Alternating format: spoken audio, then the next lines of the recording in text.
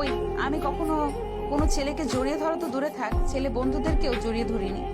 এখন তো পারছি। তোর কি মাথায় সমস্যা আছে? আমার মাথায় কেন সমস্যা থাকবে?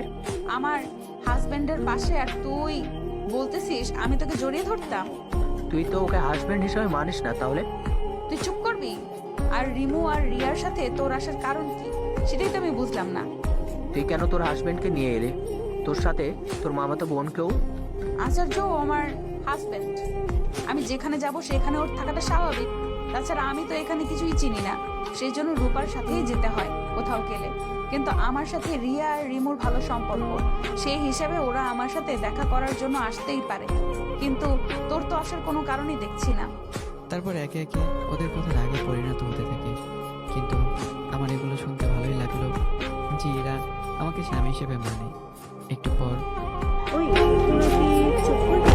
রাগারাগি বন্ধ করে এবার কিছু ডলার খেতে পারবি। সেটাই ভালো। আমি আর এরা আলাদা গিয়ে থাকবো। কথা আছে, First যে blood. কথাগুলো সেরে নিব। আমি কেন তোর সাথে আলাদা কেবিনে খেতে যাব? তাছাড়া যত কথা আছে এখানেই বল। পার্সোনাল কথা আছে, সেটা কি সবার সামনে বলবো নাকি? আমার হাজবেন্ডের সামনে, আর সেখানে তোর সাথে আমি আলাদা কোনো কথা থাকতে পারে না। এরা তুমি কিন্তু জানো না আমি কি কি করতে পারি।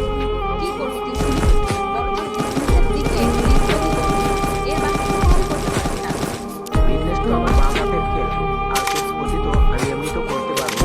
তাছাড়া আকাশকে তো আমি দেখে নিবো। তুই আকাশের কিছুই করতে পারবি না, কারণ ওকে আমি বাঁচাবো। এই কথাটা শুনে বাকিরা যত অবাক হয়, তার চেয়ে বেশি অবাক আমি নিজেই হই। আমি তবুও চুপ করে আছি। কারণ আমি যদি বেশি কিছু করে তাহলে আমি চুপ করে থাকবো না। কেননা আমি তেমনটা ব্যবস্থা করে রেখেছি। একটু পরে আবেগ আর এরার মধ্যে ঝগড়া হতে থাকে। ভাগ্য ভালো, ওরা সব একটা রুমে ছিল, যে রুমে সাউন্ড প্রুফ ছিল, সেজন্য ওদের এত কথা বাইরে যাচ্ছে না। এক পর্যায়ে আবেগে রেখে থাপ্পড় মারতে First blood. তোর সাহস কি করে ভাই আমার হাত ধরা? আমি বলবো, ধরেই কি করে তুই? তোদের দুজনকে আমি দেখেই নিব, কথাটা মনে রাখিস। দেখি কত বড় ক্ষমতা তোর। আমি এখনই আমার বাবাকে সবটা জানাবো, এরপর উনি ঠিক করবে কি করেছে। ঠিক আছে, চেষ্টা করে দেখতে হবে। এরপর Resources here. এরা আবিরকেও একটা থাপ্পড় মারে। এতে রিয়া অবাক হয়। আবির তো রেগে একাকার, কেননা একাও বেড়ে উঠবে না বলে চুপ করে আছে। অনেক অপমানিত হয়ে আবির ওখান থেকে বের হয়ে আসে। ওর সাথে রিয়াও বের হয়ে আসে।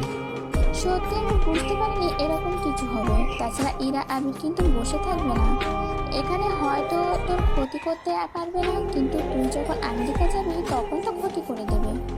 পরেরটা পরে দেখা যাবে। তাছাড়া আমার হাজবেন্ড আছে আমার সাথে। ক্ষমতার দিক দিয়ে নাই লড়াই করতে পারি, কিন্তু শক্তির দিক দিয়ে তো ঠিকই পারি। কথাটা বলেই কান্না করে দিল। First blood. বের হয়ে যায়। তুমি কি পারবে না ওর থেকে আমাকে রক্ষা করতে? আচর আমি আসতে দেবো না। এরকম 10টা আবির আসলেও আমি তোমাকে রক্ষা করে যাবো ইনশাআল্লাহ। আমি তো তোমাকে অনেক ভালোবেসে ফেলেছি Akash. I love you Akash, I also love you. I love you too, Ira. আমরা দুজন দুজনকে আবার জড়িয়ে ফেলি। রূপা তো বুঝতে পারল না কি থেকে কি হয়ে গেল। তবে যাই হোক, এরা যখন আমাকে স্বামী হিসেবে মেনে নিয়েছে তখন রূপা কিছু করেনি। আমি তাহলে চলি এখন, তোরা সাবধানে থাকিস। তাছাড়া বুঝতেই তো পারছিস, আমি যদি আবিরের বিরুদ্ধে যাই ও আমাকে মেরে ফেলতে এক মিনিটও ভাববে না। তার উপর রিয়া তো ওর দলেই আছে, আমি না গেলে ওরা অনেক কিছু ভাববে। তাছাড়া কি হয় না হয় সবটা আমি তোকে জানাবো। ঠিক আছে, সাবধানে থাকিস। এরপর কিন্তু First blood. আমাদের সাথে খেতে থাকি। এরা নিজেতে আমাকে খাই দিচ্ছে আর আমি এরাকে খাই দিচ্ছি। তা দেখার পরে কবে যে আমি মনের মানুষটা এভাবে খাইয়ে দিবে। আগে বিয়ে কর, তাহলে পারবি।